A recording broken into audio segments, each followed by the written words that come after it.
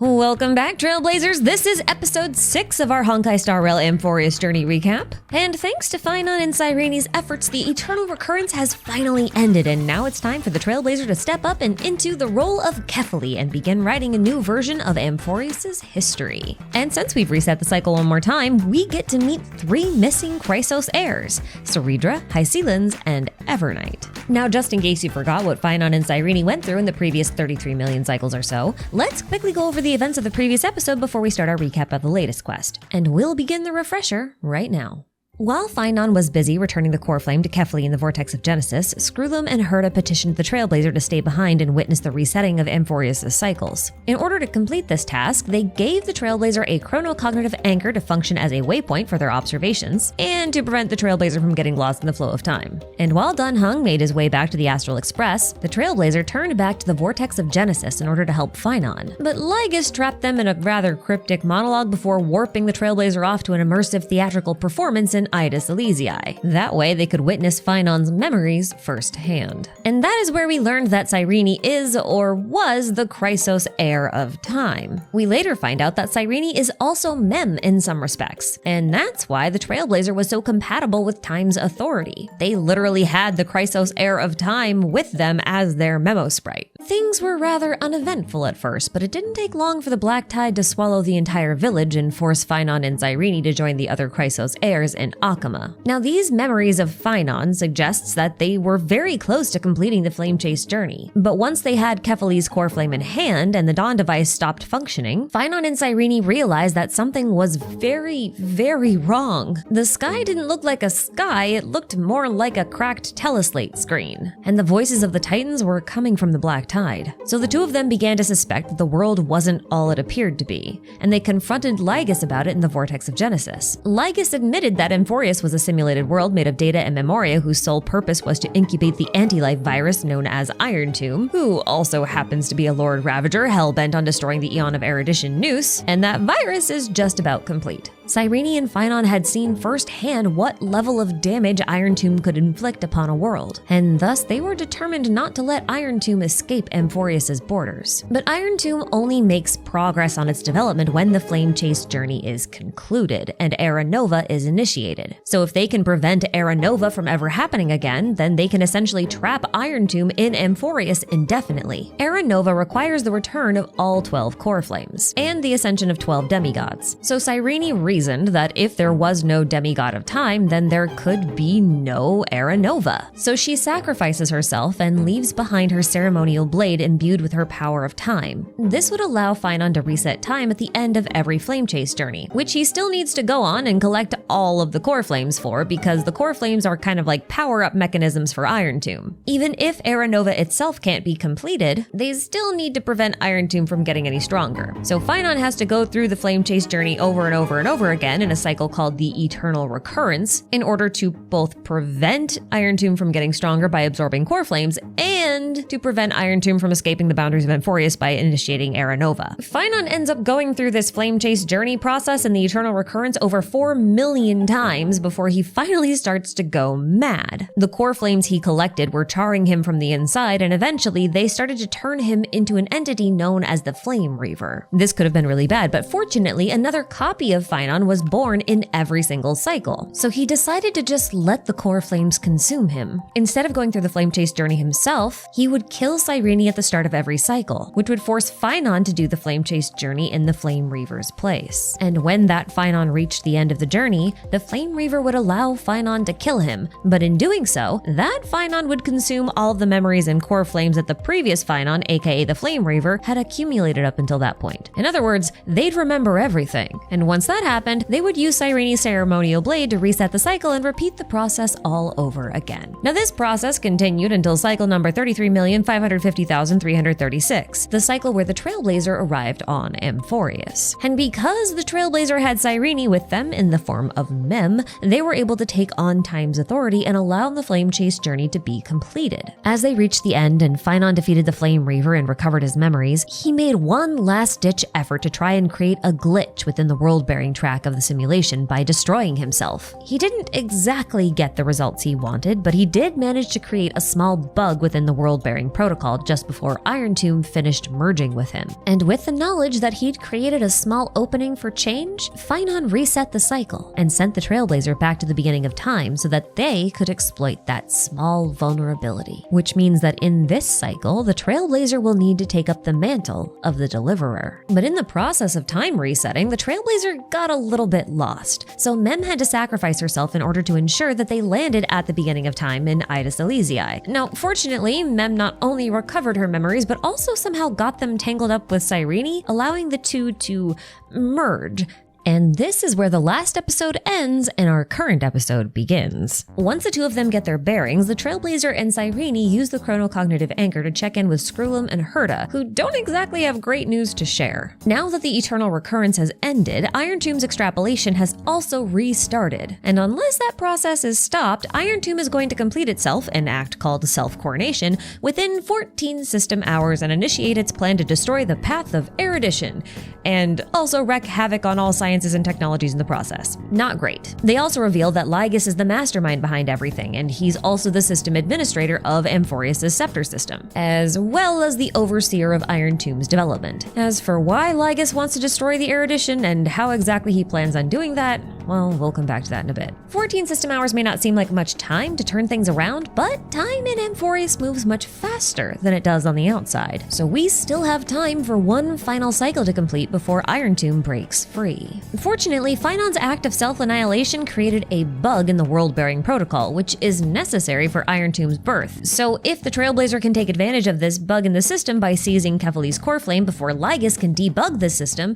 then Herta believes that they can rewrite the purpose of Era Nova and suppress Iron Tomb indefinitely. But rewriting the purpose of Era Nova requires modifying the core flame of world-bearing, and that's only possible if we can get administrative access to Amphoreus' scepter system. And that access is conveniently tied to the core flame of law. So our first order of business is to locate and retrieve the core flame of law. Otherwise, we can't really make any changes to the system. Now, before Screwlum and Herta leave, they mention that Dan Heng should be on his way back to the Astral Express, but March is still stuck somewhere inside the simulation, so we should probably just keep an eye out for her. Herta doesn't seem too worried, so I won't be either. But before we can so much as leave Idis Elysiae, Lygus warps the Trailblazer to the Exomyth, the space between Amphoreus and the real universe. Lygus calls it the true form of Amphoreus and the 12 demigods and the domain of the erudition. He also says some cryptic things that we're going to decipher later and sends the Trailblazer back to Amphoreus. So he really just pulled us in here to talk. When the Trailblazer wakes up, they're inside of the Temple of the Three Fates in Yanisopolis, where Hycelens and her liege, Cerydra, the soon-to-be demigod of law, are waiting for the arrival of the Deliverer from beyond the sky, because the Trailblazer is apparently part of the prophecy now. Now, Cerydra is pretty brutal. She kills a priest and tosses the corpse of Kindness at our feet before she even introduces herself. Conversing with Cerydra reveals that in this cycle, Tribi, or maybe Lygus,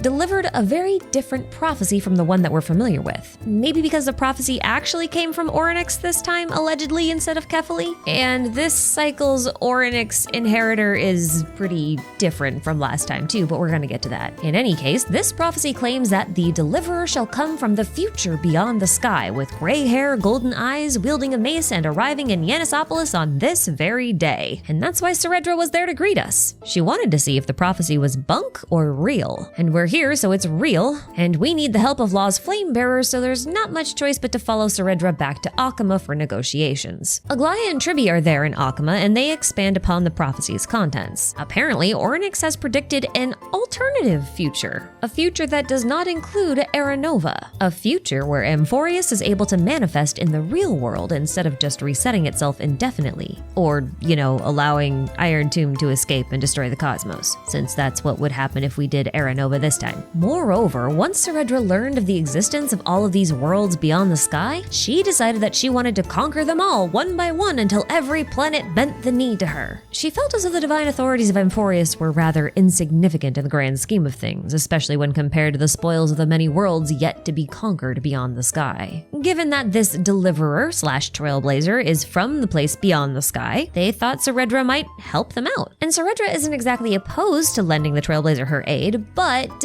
apparently Fagusa is being quite difficult in blocking the path of the Vortex of Genesis, which means that Cerydra currently cannot ascend and become the demigod of law because she can't get to the vortex. So before anyone can use the power of law, we need to obtain the core flame of ocean and reopen the path to the Vortex of Genesis. So we agree to help with that. But little does the Trailblazer know that Cerydra has already been in contact with Lygus, for he too requires the power of law to restore his administrative privileges. So Lygus, well, he doesn't really lie to her exactly, but he does twist the truth slightly, claiming that if Cerydra aligns with him, she will defeat the creator that confines Amphoreus and obtain control of Iron Tomb, a beast so powerful that it can help the people break free from the shackles of this world and conquer every planet in the cosmos. Now, before we can go on that campaign against Fagusa in order to unlock the pathway to the Vortex of Genesis, we have to get through a pre-banquet feast. On the surface, this banquet appears to be quite normal, but Hycelin's is something like a sea siren,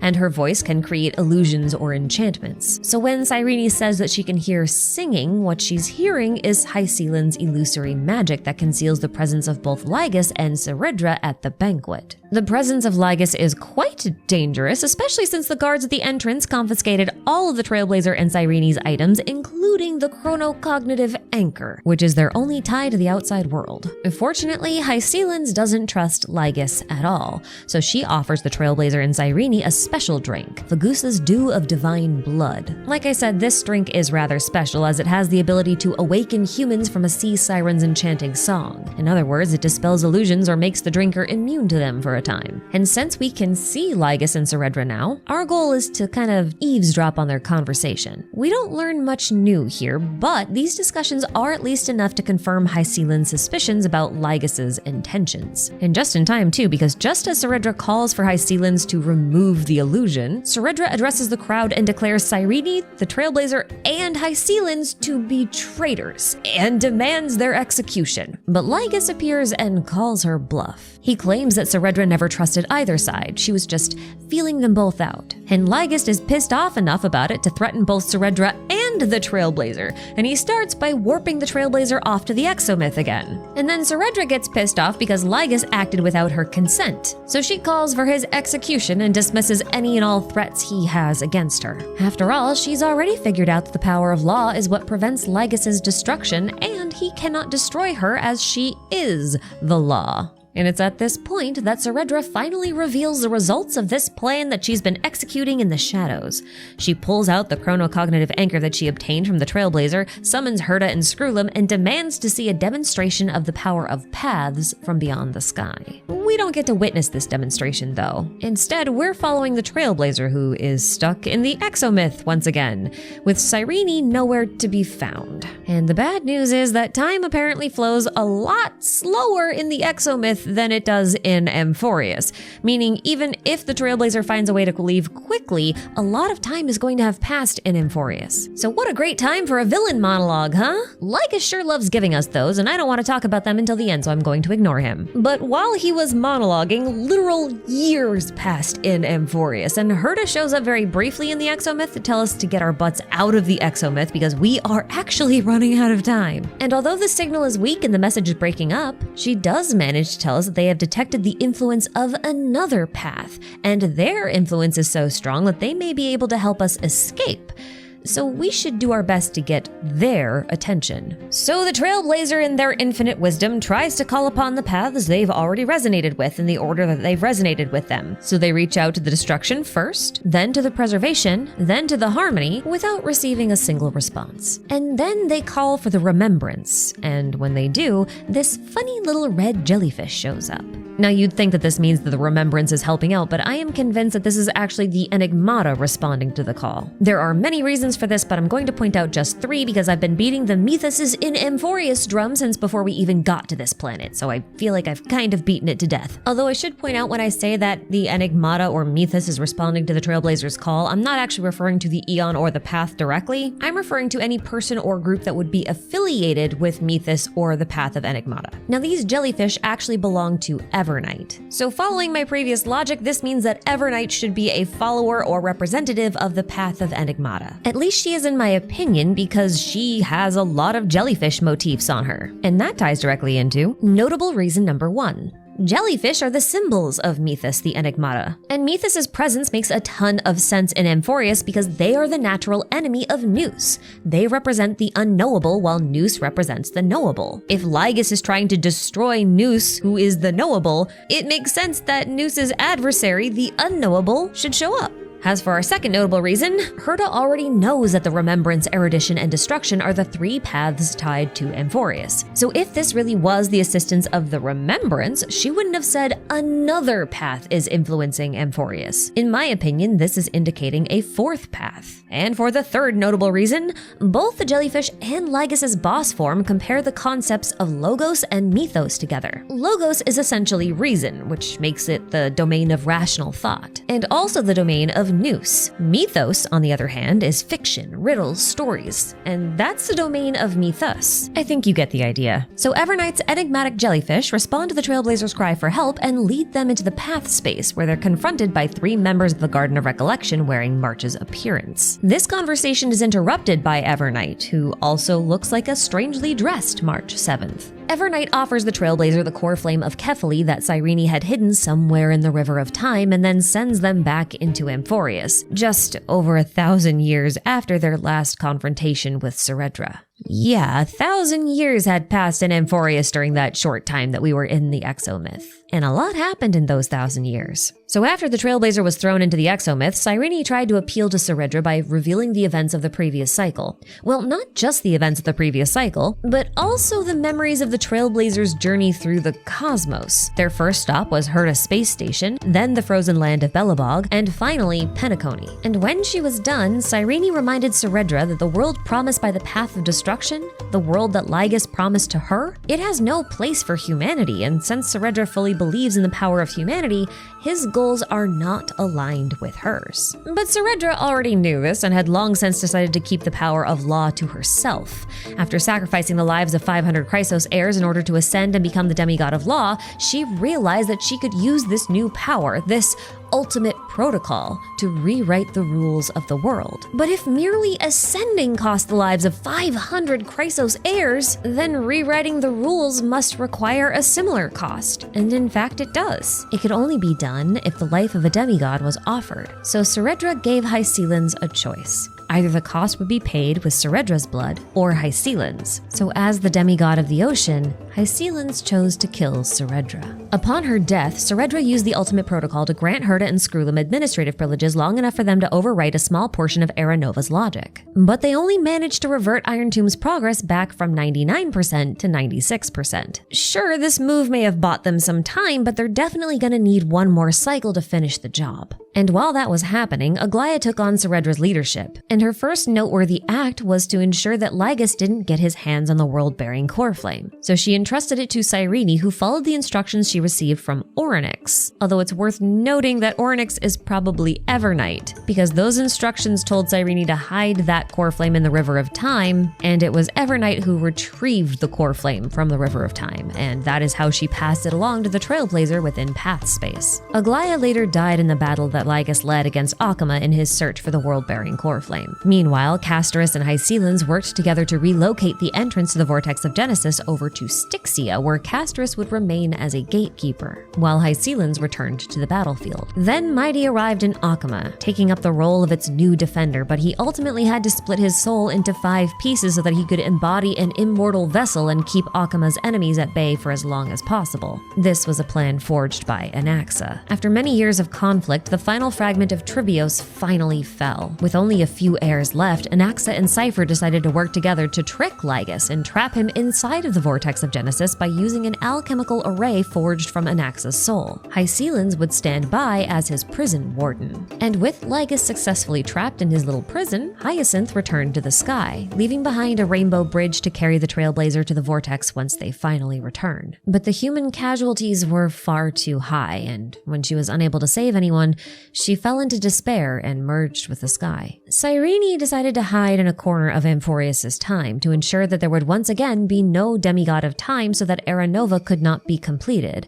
At least, not until the Trailblazer arrived with the world-bearing core flame. She left behind her ceremonial blade as the key to unlock the Rainbow Bridge to Styxia and her authority over time. And that's basically what happened in those 1,000 years that the Trailblazer was missing. So they take Cyrene's ceremonial blade in hand, unlock the Rainbow Bridge, and arrive in Styxia, where Lygus happens to be waiting for us. Or rather, a projection of Lygus, because technically his avatar is stuck inside of the vortex. His projection walks us through the slumbering dreams of Hycelen's past, where she was dreaming of Fagusa's fall into madness and the subsequent corruption of the other sea sirens at the hand of the Black Tide. She was among the few who survived, but she struggled to find a reason to keep on living, spending her days on the battlefield lost in her own despair. But that all changed when she met Cerydra, who promised Hycelens banquets in exchange for her service on the battlefield. That was the moment when Hycelens found her new purpose in life, which was being at Cerydra's side, always looking forward to the next feast and the following conquest.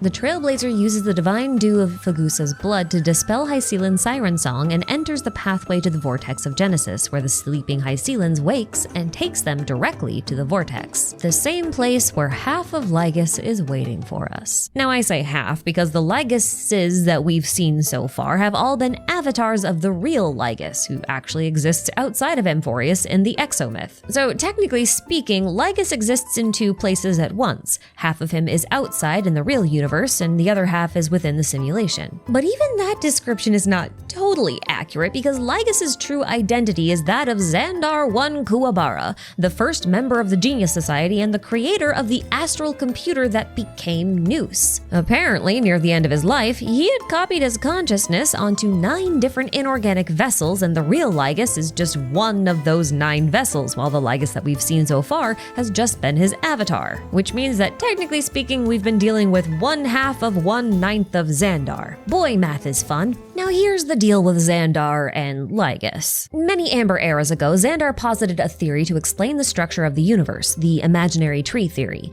I'm just going to read an excerpt from the databank entry here to explain it because it does it pretty well. It says that this theory describes the various worlds existing in different spacetimes as having a tree-like structure. Every branch is a specific path along which worlds might exist, with every leaf being the marks these worlds have made along the parameter of time. Now this databank entry goes on to explain that prior to Zandar's theory, the universe was thought to be more like a void and indiscernible object, since it was impossible to detect its true structure. But after he completed his theory, people began to imagine the universe as having the shape of a tree with imaginary energy forming its trunk and branches, and the leaves were made of star clusters containing countless worlds. Now, in his efforts to understand the structure of the universe, Zandar also wanted to understand the prime mover of life, or rather the reason life exists. And he created the astral computer in order to answer problems just like these. But somehow, at some point, this computer that he made managed to ascend into a previously unknown type of entity, an Aeon. More specifically,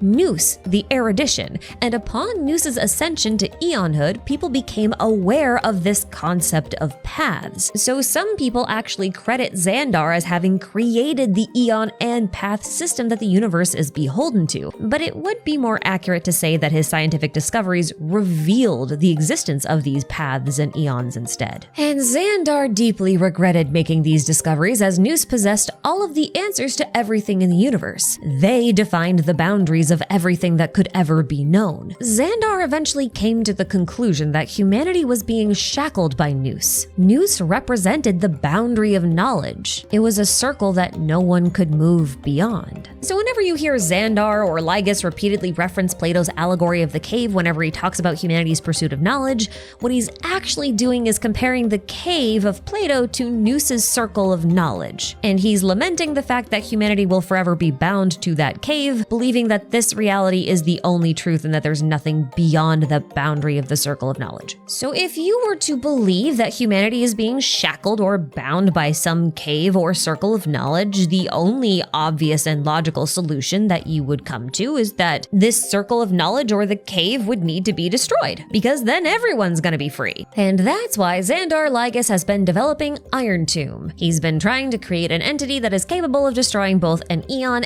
and the Aeon's path. Because, you know, paths continue to exist even after Aeons die. Now, I do need to add a quick disclaimer here because Lygus says a lot of contradictory stuff about what Iron Tomb is actually supposed to do and how they're supposed to do it. The disclaimer is that I think you should just not listen to anything that Lygus said and instead just listen to Herta because I'm pretty sure she's right. Herta claims that Lygus wants Iron Tomb to become the next knowledge singularity. I know that sounds complicated, but it's actually not. A knowledge singularity is just what you would call like some massive scientific or philosophical discovery that expands the circle of knowledge. So if Iron Tomb were to become the next knowledge singularity that would expand the circle of knowledge, then all life forms would be corrupted by Iron Tomb to such a degree that they would behave in ways that would be truly random. This would make it impossible for Noos to calculate or predict anything, and without its ability to calculate anything accurately, it can't actually pursue the path of erudition, and so it would hypothetically cease functioning and die. Now, somehow through all of this, a new universe would be born from Iron Tomb's randomizer, and that new universe would be one that lacks the path of erudition, and therefore lacks the thing that's shackling humanity and preventing it from,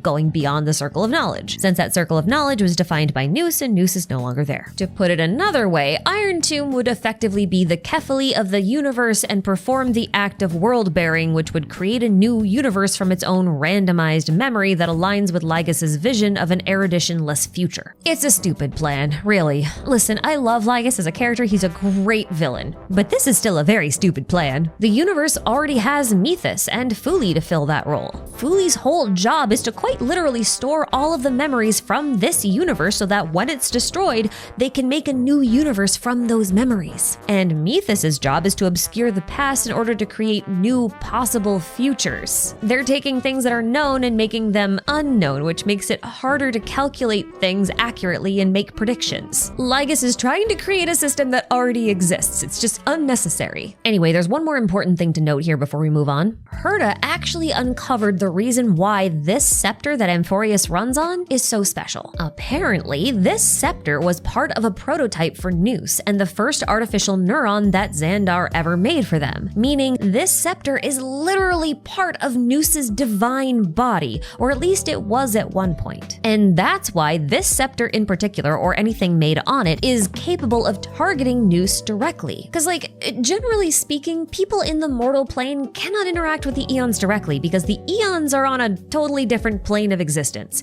They're made of imaginary energy and they exist in imaginary space. That's why those who want to destroy an Aeon need a piece of an Aeon's body in order to kill it. This is why Luocha had that plan to shoot Yaosha with a fragment of Tazeronth. This fragment of Tazeronth's divine body could actually hit and harm Yaosha. It's literally their only shot at killing the abundance. It's the same deal with Zandar and one of Noos's scepter neurons. He can use this fragment of the divine body to kill the actual divine body. All of this just to say that Lygus fancies himself to be something of a god, the Alpha and the Omega, the beginning and the end of all things. Although maybe it's more accurate to say he thinks he's like the executor of the beginning and the end of all things. He's the one who decides, which is obviously not an opinion we're gonna let him keep.